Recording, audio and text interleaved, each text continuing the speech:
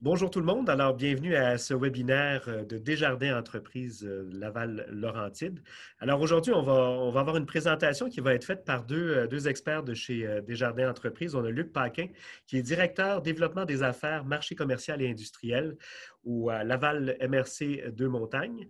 Et on a aussi Mme Hélène Potvin, qui est directrice stratégie de financement chez Desjardins Entreprises Laval-Laurentide. Alors, on va commencer tout de suite par une présentation de M. Potvin et on aura des questions par la suite après aussi la présentation je m'excuse, mais la présentation de Mme Potvin. Mais on commence par M. Paquin. Je me trompe un peu sur les noms. Après vous. Ben, merci beaucoup. Merci pour l'opportunité. Puis, en introduction, bonjour à tous. J'espère que vous avez passé un bel été. Malgré une année remplie de défis, on a eu quand même le privilège d'avoir un bel été ensoleillé. Fait que j'espère que vous en avez profité. Puis, en cette semaine fort occupée de la rentrée scolaire, j'espère que le retour à la réalité se passe bien pour chacun d'entre vous. Alors, en effet, aujourd'hui, j'aurai le privilège d'être accompagné par Hélène Potvin, qui joue un rôle stratégique dans notre équipe. Comme on l'a mentionné, là, je m'occupe principalement de l'équipe de directeurs de compte qui couvre le marché commercial industriel à Laval et aussi l'ouest de la 640, donc Oka, Deux-Montagnes, Saint-Eustache. Et puis, Hélène supporte notre équipe pour tout ce qui est transactions complexes, besoins un petit peu plus complexes là, en termes de financement, mais elle a aussi joué un rôle super important dans le cadre de la pandémie avec les programmes gouvernementaux qui ont été mis en place. Donc, ça a été une source de référence super importante pour notre équipe. Puis, Hélène va vous présenter aussi là, certains programmes que Desjardins a mis sur pied, certains avant la pandémie, mais d'autres qui ont été bonifiés là, pour supporter nos entrepreneurs, puis autant nos entrepreneurs que la relève entrepreneuriale, je dirais. Alors, sans plus tarder, la présentation va être divisée, je dirais, en trois segments. Le premier segment, on va juste faire un petit survol rapide de l'organisation pour vous situer un petit peu. Ensuite, je vais parler du sujet, je pense, qui intéresse plusieurs d'entre vous. On va parler un petit peu d'économie, puis faire un topo de où est-ce qu'on en est rendu. Et pour terminer, Hélène va vous présenter des programmes là, super intéressants que Desjardins a mis en place pour vous accompagner. Donc, sans plus tarder, si on y va avec la présentation, le Centre Desjardins Entreprises Laval-Laurentide, ça représente quoi? Bien, vous pouvez le voir, c'est plus de 25 membres et clients.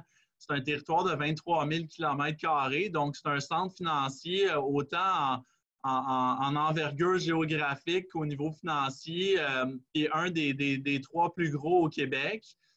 C'est le résultat de fusion. Donc, il y a eu une première fusion qui s'est déroulée dans les Laurentides en 2018, qui a englobé les centres financiers de Mont-Laurier, Saint-Jérôme et Blainville.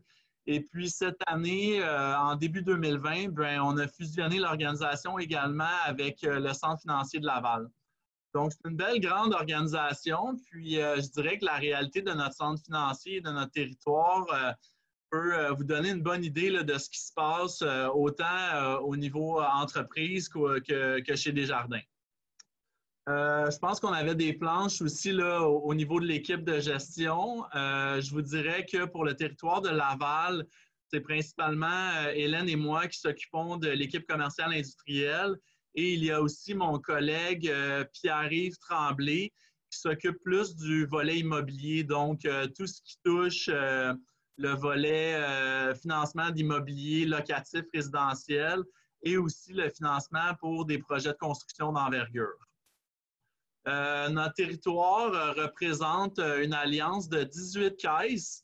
Si vous posez la question un petit peu comment le modèle de Desjardins fonctionne au niveau entreprise, en fait, c'est que le centre d'affaires aux entreprises est un peu comme un modèle de fonds d'investissement. Donc, nous, ce qu'on fait, c'est qu'on prend les capitaux de l'ensemble de nos caisses, on les prête aux entrepreneurs et les rendements sont retournés aux différentes caisses de l'Alliance selon leur participation dans le centre financier. Je crois qu'on avait aussi une planche pour le service signature un petit peu plus loin. Donc, le service signature se veut un complément qui a été mis en place pour vraiment offrir un service privilège à nos entrepreneurs. Ce qu'on voulait ultimement, c'est d'avoir une expérience très personnalisée, autant au niveau entreprise qu'au niveau personnel pour nos entrepreneurs. Donc, l'équipe de Daniel que vous voyez à l'écran travaille en étroite collaboration avec les directeurs de compte du centre financier et également, évidemment, toutes les équipes là, de nos partenaires en caisse qui ont aussi des planificateurs financiers à l'intérieur des différentes caisses de la région. Alors, je crois que sans plus tarder, on va passer au sujet chaud, le topo économique. J'imagine qu'à ce stade-ci, avec la rentrée, avec la reprise qui s'installe tranquillement, vous posez peut-être certaines questions. Par exemple, où est-ce qu'on en est rendu au niveau des indicateurs économiques? Qu'est-ce qui se passe avec les taux d'intérêt? Qu'est-ce qui se passe avec les marchés financiers? Puis aussi, peut-être, c'est quoi les perspectives pour les mois à venir? Alors, je vous dirais que pour débuter, vous pouvez constater là, que l'économie mondiale a été largement impactée là, avec l'arrivée du COVID. Si on parle du PIB réel, là, on voit que pour la première moitié de 2020, la majorité des grandes économies mondiales ont été impactées autour de 40 %, donc une chute annualisée d'à peu près 40 % du PIB. Certains pays un petit peu plus, d'autres un petit peu moins. Là, on prend entre autres le Royaume-Uni autour de 60 %, puis le Japon et les États-Unis qui ont été impactés un petit peu moins, peut-être plus autour de 30-35 %. Mais de façon générale, là, les pays du G7, ça tourne autour de 40 %.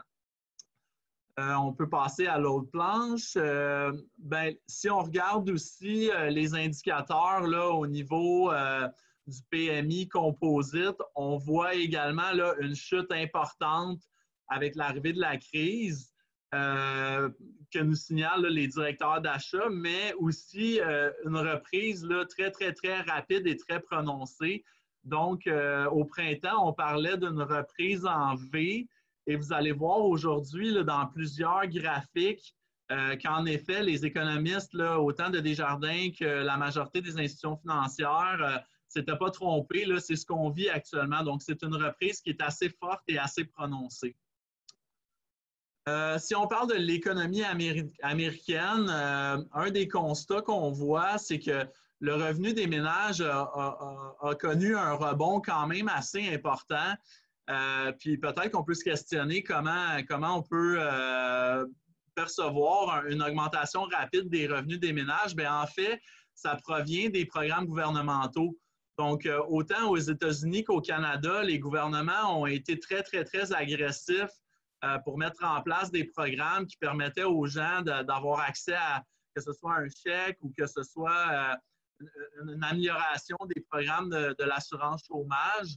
Donc, l'effet que ça a eu, c'est que ça a quand même provoqué un rebond là, au niveau des revenus disponibles pour les ménages.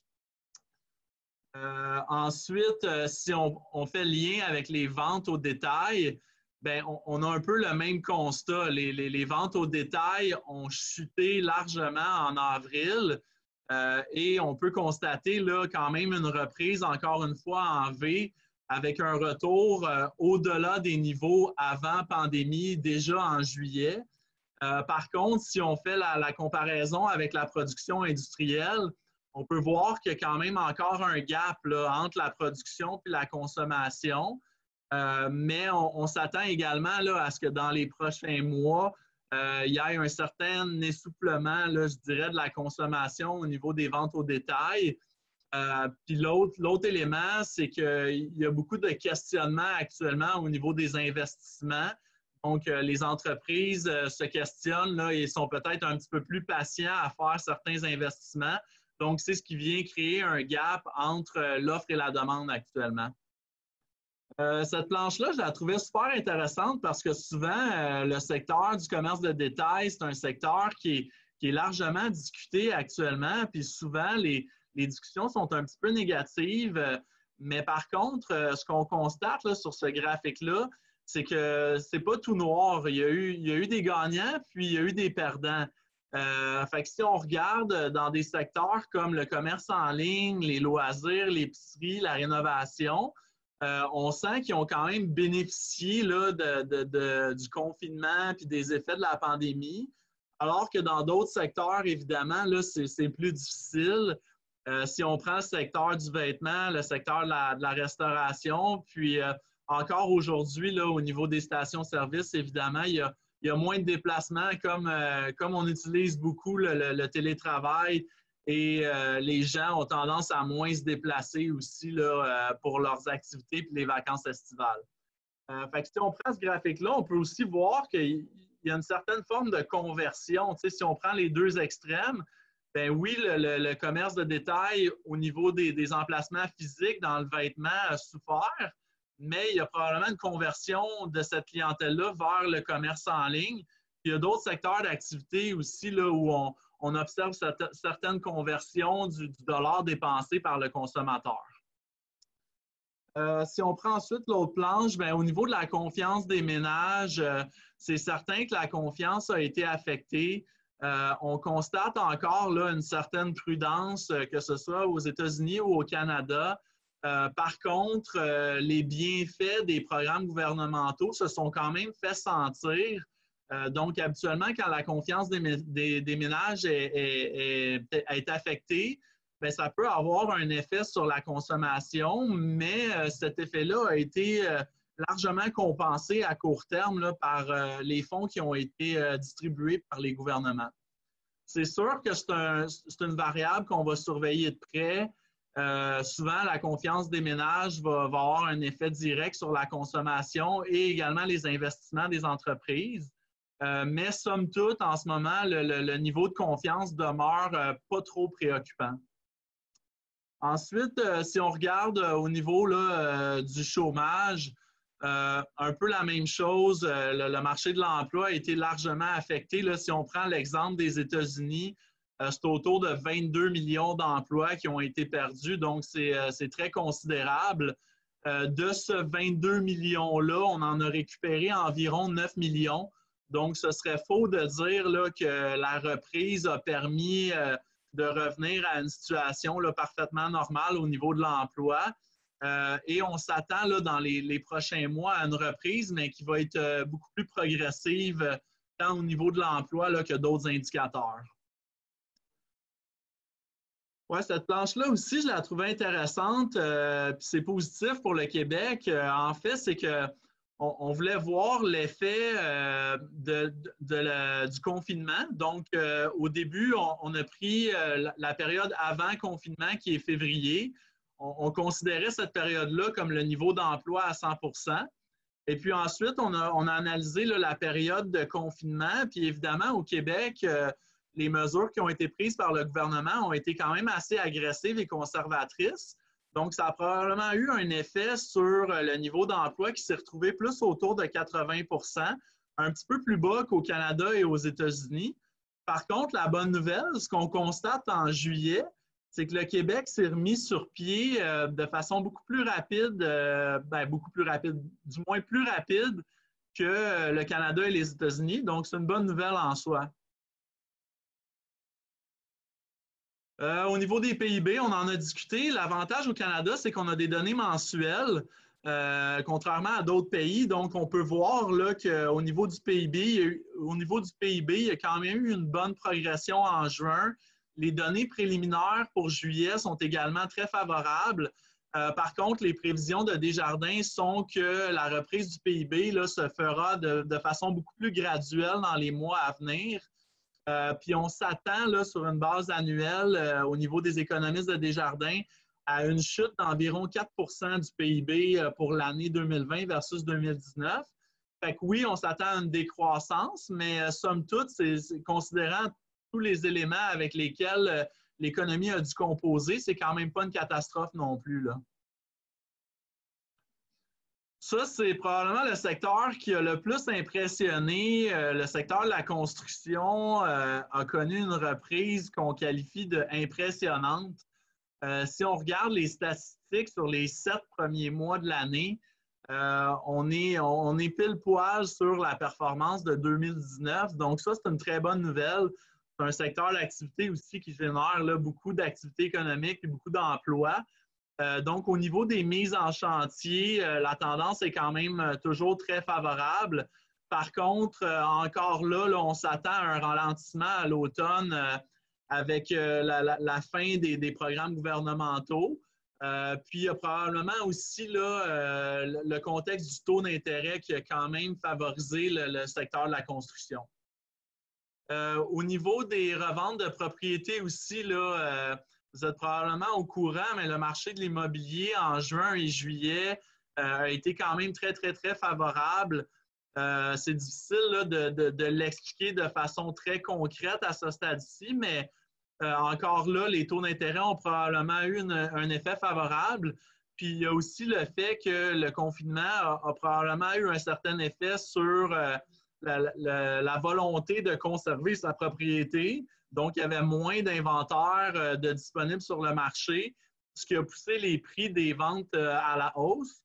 Puis, il y a aussi eu un ralentissement là, au niveau de la construction neuve. Donc, au niveau de la revente, les transactions immobilières ont été quand même très, très, très rapides et les prix sont à des sommets historiques actuellement. Fait que, est-ce que c'est soutenable dans le temps? On s'attend que non.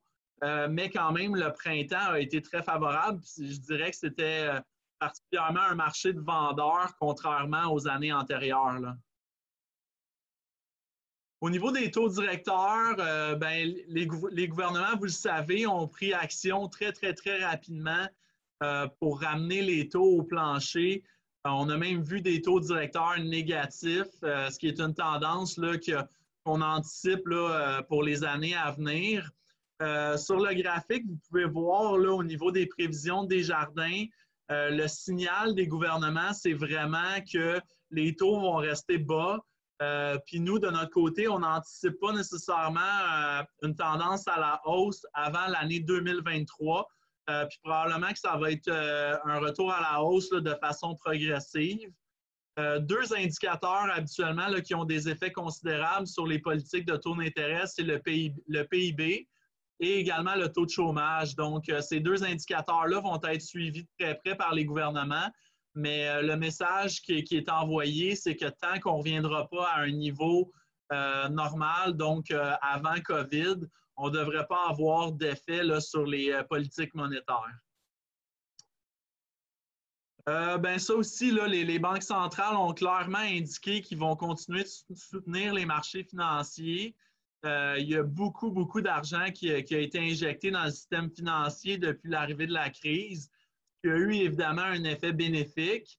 Et je ne vous cacherai pas qu'au niveau des institutions financières, les bilans sont quand même bien garnis actuellement. Fait que ça l'a permis de continuer, ça l'a permis en fait aux institutions financières de continuer de prêter de l'argent, de bien soutenir la clientèle.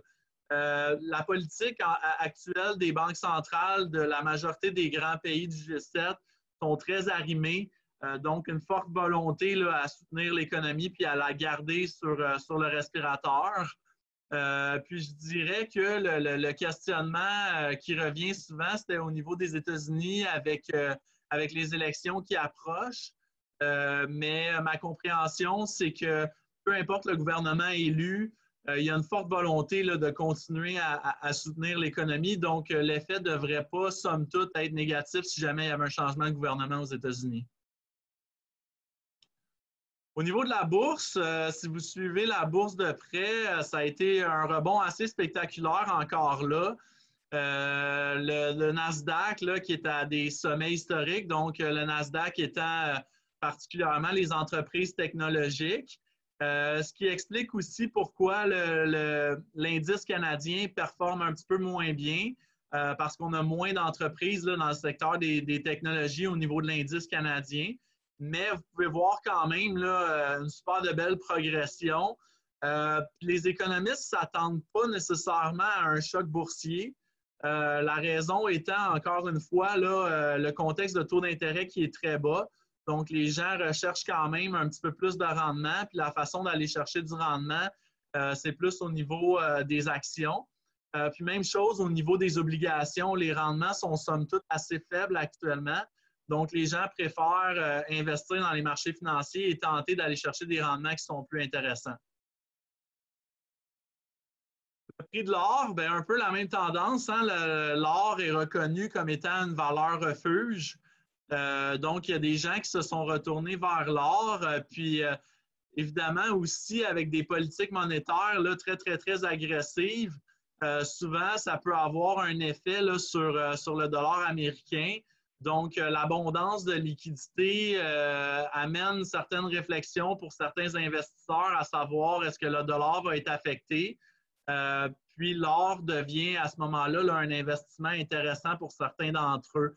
Par contre, j'écoutais les projections, puis on ne s'attend pas nécessairement là, à une progression importante à ce stade-ci de l'or, mais on s'attend à une stabilisation de la valeur actuelle. Donc, en résumé, ben, comme vous avez pu le constater, là, définitivement une reprise économique en V. Par contre, à ce stade-ci, ce qu'on s'attend, c'est d'entrer dans une phase beaucoup plus de récupération, donc une reprise beaucoup plus lente et progressive.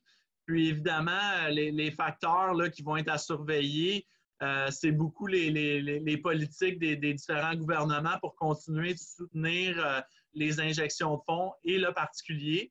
Et d'ailleurs, la confiance là, des consommateurs va être également à surveiller. Puis je dis la confiance des consommateurs, mais vous le savez, il y a aussi la confiance de nos entrepreneurs. Donc, actuellement, c'est peut-être le gros point d'interrogation. Est-ce que nos entreprises vont reprendre une phase d'investissement?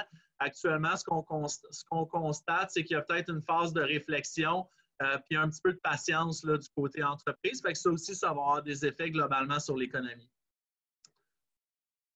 Les économistes terminent toujours sur la portion risque, mais je vous rassure, malgré le fait qu'il y a des incertitudes encore importantes qui demeurent dans l'air, les propos sont quand même assez positifs.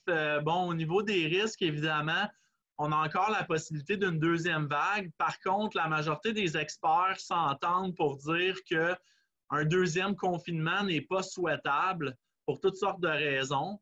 Alors, ce qu'on vivrait peut-être, c'est peut-être plus des zones d'incertitude avec certaines limitations, ce qui ne serait pas nécessairement catastrophique pour l'économie, mais c'est sûr que si on devait reconfiner, là, les effets seraient beaucoup plus prononcés, mais ce n'est pas un scénario qui est évalué actuellement.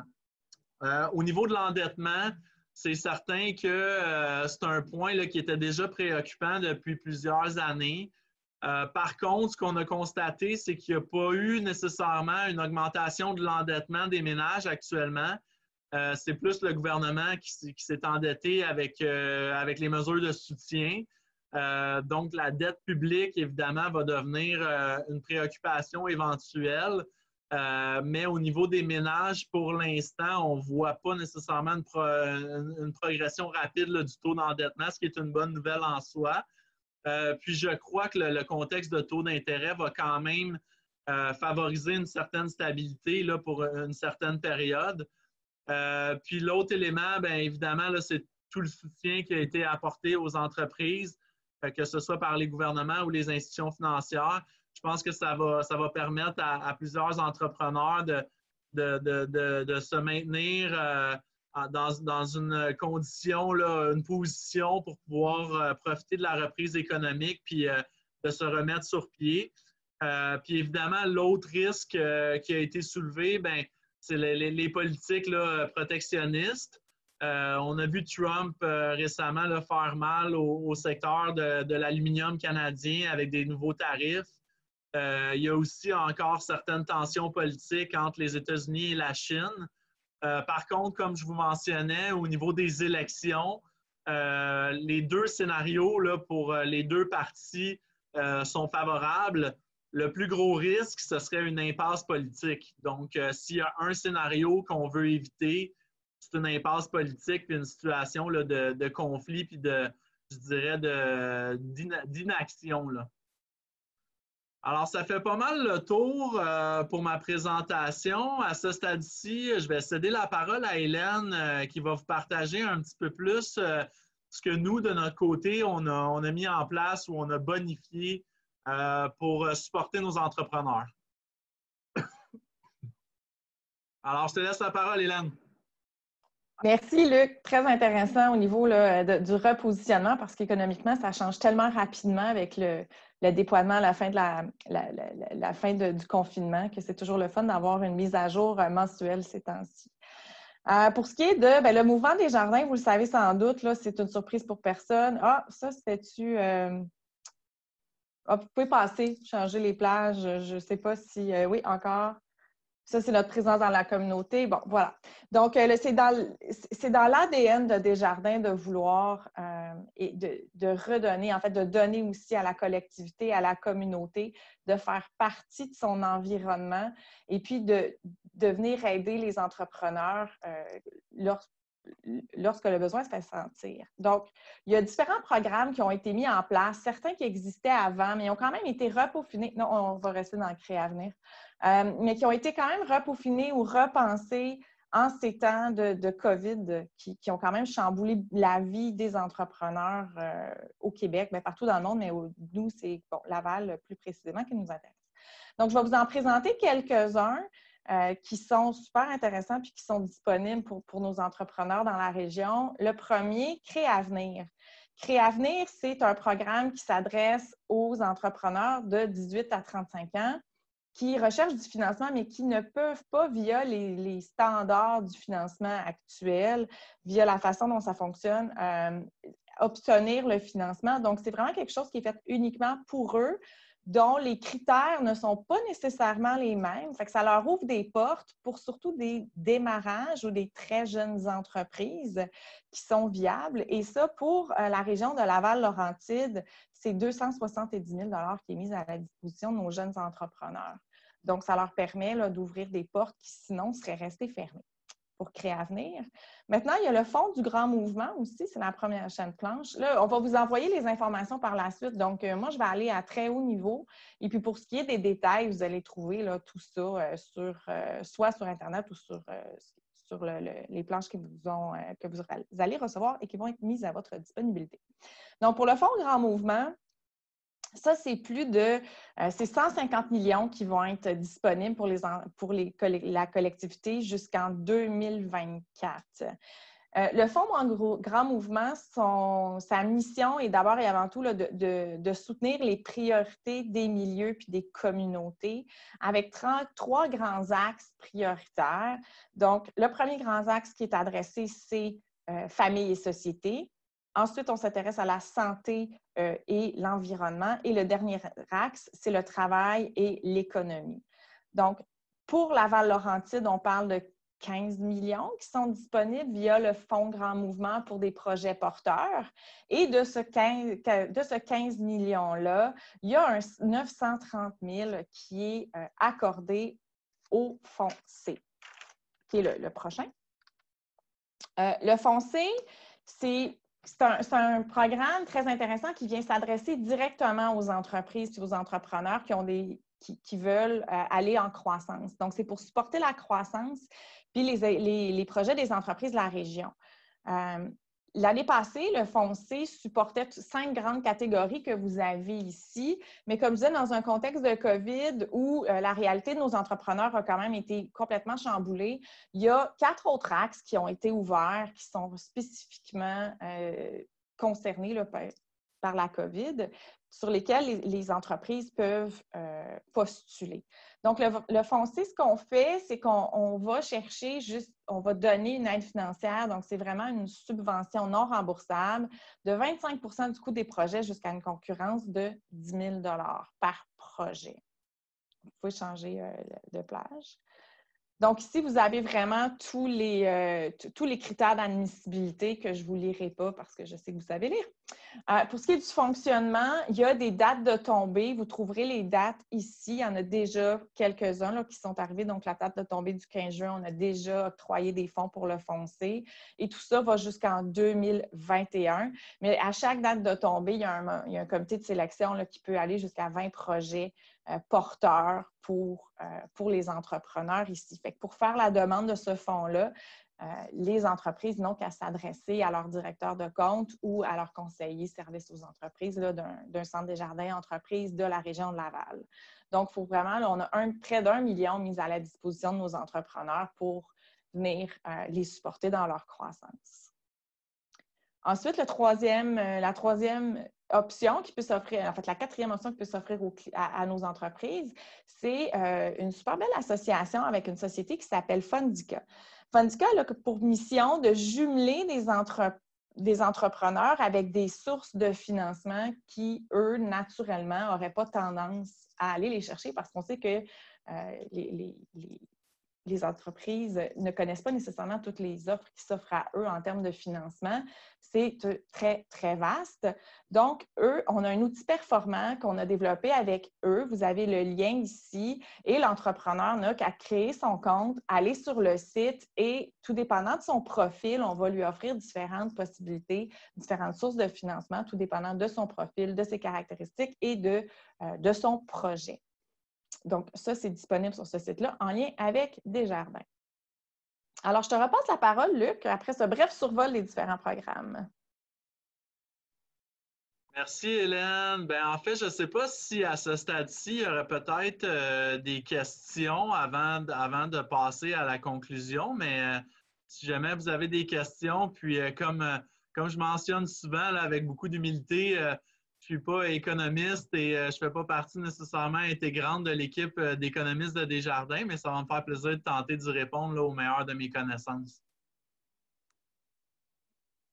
Je regardais dans le chat, je ne pense pas qu'on avait de questions. Il n'y a toujours pas de questions pour l'instant, mais si jamais vous avez des questions, c'est encore le temps, on est correct. Si vous voulez faire peut-être la conclusion, puis ensuite de ça, ça laissera le temps aux gens de réfléchir à des questions. Oui, tout à fait. Puis, comme mentionnait Hélène, vous allez avoir accès à la présentation. Donc, si jamais il y a des éléments là, sur lesquels vous vous questionnez, que ce soit les programmes de Desjardins ou l'économie, vous pourrez entrer en contact avec nous. Ça va nous faire plaisir de vous orienter puis de vous guider.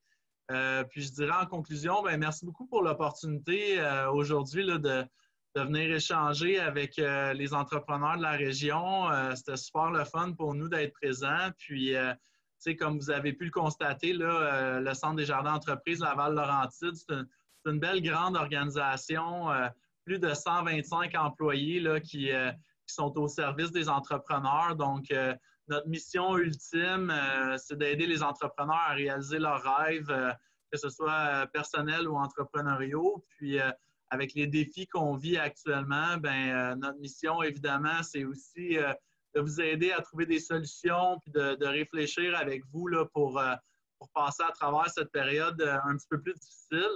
Fait que n'hésitez pas à faire appel à nous, puis ça va nous faire plaisir là, de vous aider, que ce soit de façon directe ou indirecte avec nos partenaires régionaux. Là. Parfait. Merci beaucoup. Je ne sais pas s'il y a des questions à cette étape-ci. Est-ce qu'il y a des gens qui veulent se manifester? Ce qu'on va faire, c'est que je vais vous envoyer rapidement la présentation qui a été donnée aujourd'hui et l'enregistrement de la présentation aussi être mise sur YouTube et sur notre site à la Chambre de commerce et d'industrie de Laval. Et on va donc, je crois, terminer ici. Je vous remercie beaucoup. Ça a été pas mal intéressant. En fait, moi, ce que je retiens de tout ça que j'ai particulièrement apprécié, c'est qu'on a eu un résumé de tout ce qu'on entend un peu partout. Ça a donné une synthèse qui nous a permis d'y voir un peu plus clair. Puis ça, je crois que c'est très apprécié puis c'est très utile pour les gens d'ici parce qu'avec tout ce qu'on entend, c'est vraiment des fois, c'est assez difficile de savoir où est-ce qu'on s'en va. Ça fait que pour ça, c'est vraiment appréciable. Alors, merci beaucoup à vous deux, Mme Potvin et M. Paquin. Et merci à tous ceux qui ont assisté à la présentation. À la prochaine. Grand Merci plaisir. beaucoup. Bonne journée Merci. tout le monde.